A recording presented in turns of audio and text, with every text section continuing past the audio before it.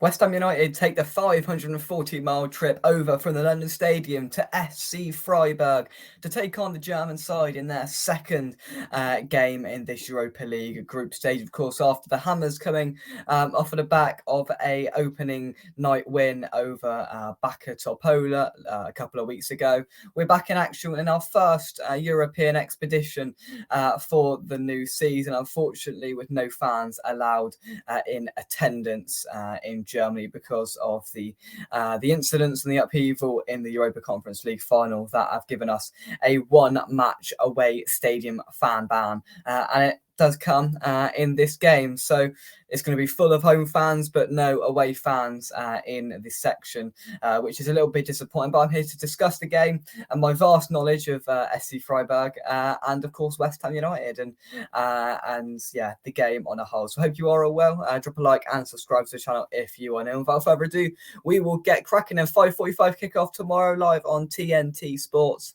It should be a good one. So this is our first overseas trip of our European campaign for this season. Of course, we sit top of Group A after the first round fixtures after beating Bacca Topola 3-1 at the London Stadium a fortnight ago. Freiburg, who were also victorious on the opening night, claimed a 3-2 win away from home at Greek side Olympiacos. Now, look, I don't know what the expectations are from Freiburg fans for this European campaign, but winning away from home at Olympiacos on the opening night, I'm sure they were very, very pleased with that outcome. Olympiacos are a very, very good side, especially at home. These two games against Freiburg and against Olympiacos away from home are going to be really, really difficult. And we've got the added element of no fans getting behind the lads tomorrow night, which is an added sort of factor that is against West Ham. But look, we've just got to do what we've done for the last couple of years in Europe. We've continued to gain experience and streetwise know-how of how to win these games in Europe, and we just got to continue on.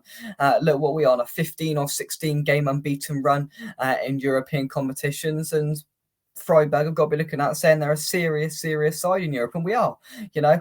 We've fended off some not great opposition, and we've also beaten some decent opposition as well. But you can only beat what's put in front of you, and we haven't really seen too much complacency from this West Ham side over the last couple of years of Europe. When we've been playing against teams that we have never heard of, and that was the same thing 2 Thursdays ago, where we were up against a side we'd never heard of, and we did go behind, I think, if my memory's not gone completely up the wall, and we showed grit and determination to get back into the game in that second half.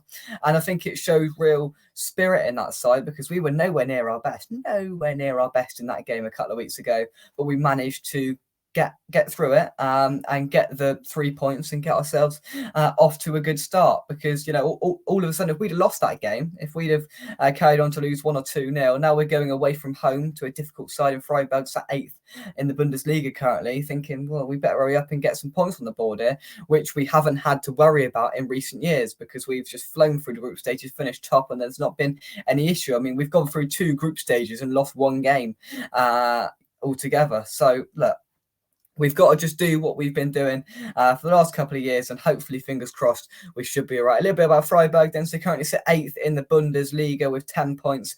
Leverkusen are top on 16 points. They are ironically just ahead of Eintracht Frankfurt, who are behind them.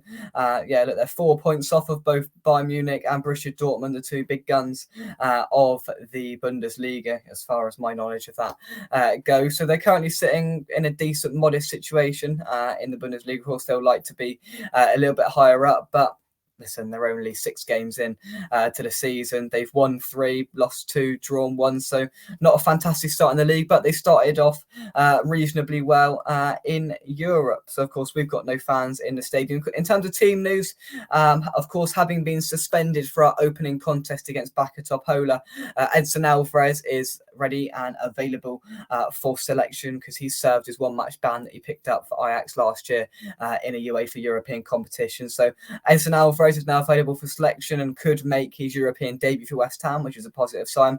Aaron Creswell is the only remaining absentee, having missed the last couple of games due to a hamstring injury.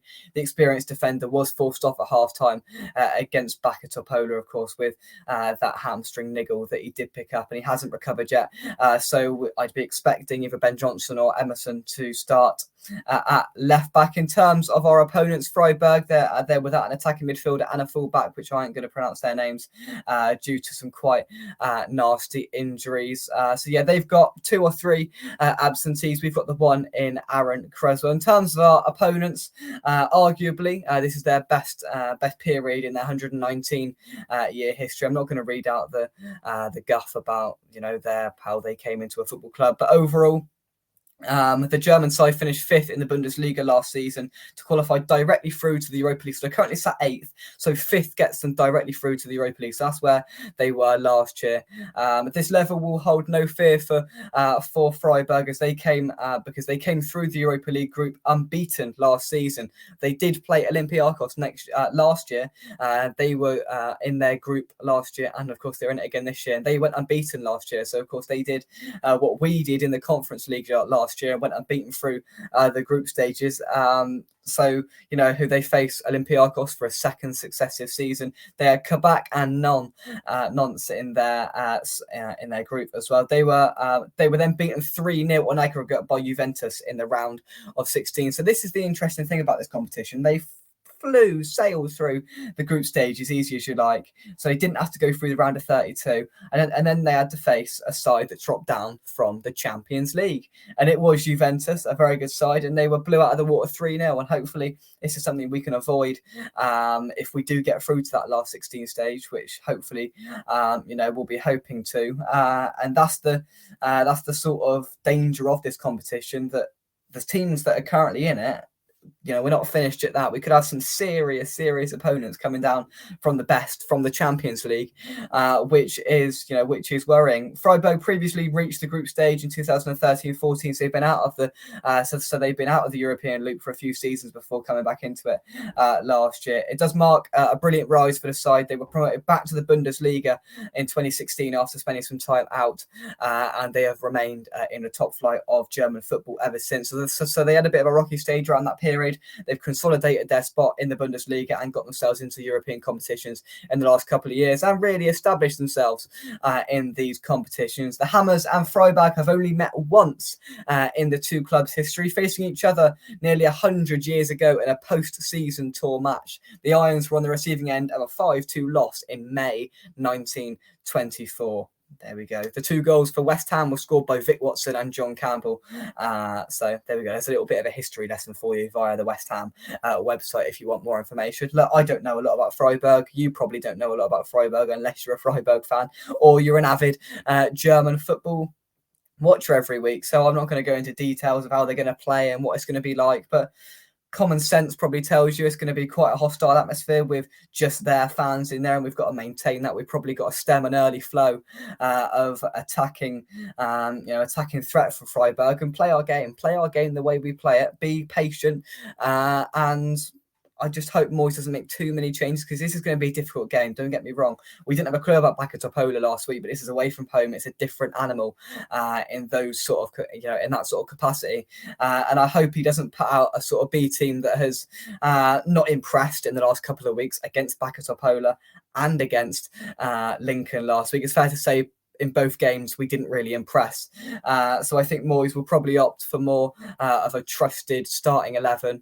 I know we've got Newcastle on Sunday, but this is important. This is a priority along with the Premier League. And I think Moyes might be tempted to put a few more of the first team players in for this game. But we will find out tomorrow, 5:45 kickoff, so rush home from work early and get TNT Sports on ready for kick-off at 5:45. I will see you tomorrow for a build-up show at 5:45, 4:45, around 4:30-ish to build up, give you team news, lineups, and give our final thoughts. But until then, thank you very much indeed for watching. Put your thoughts on this game into the comment section down below, and a prediction as well, of course. How could I forget?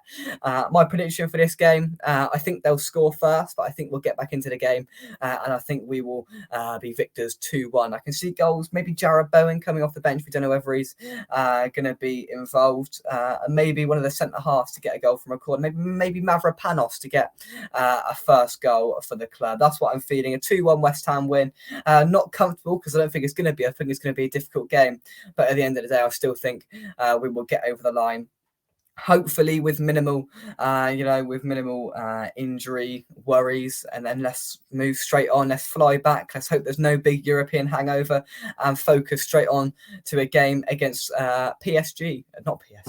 Newcastle, who are playing PSG tonight.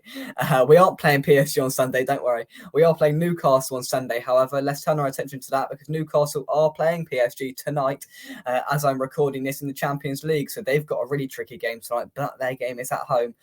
So they've got a little bit of an advantage at that point. But they've got the European schedule as well. They've got a day more rest, but we'll see. It's going to be we've got 2 difficult games this week, and if we could win both of them, that would be amazing. 4 points out of them, I think, would be a great return. Win the European game and get a point on Sunday against Newcastle, that would be a positive return. But we'll worry about that when we get to it. 2-1 West Ham, Bowen and Mavropanos, and we're going to get the job done eventually in Germany. Come on, you irons, and I'll see you soon right here on West Ham Official. Thank you very much, and bye-bye.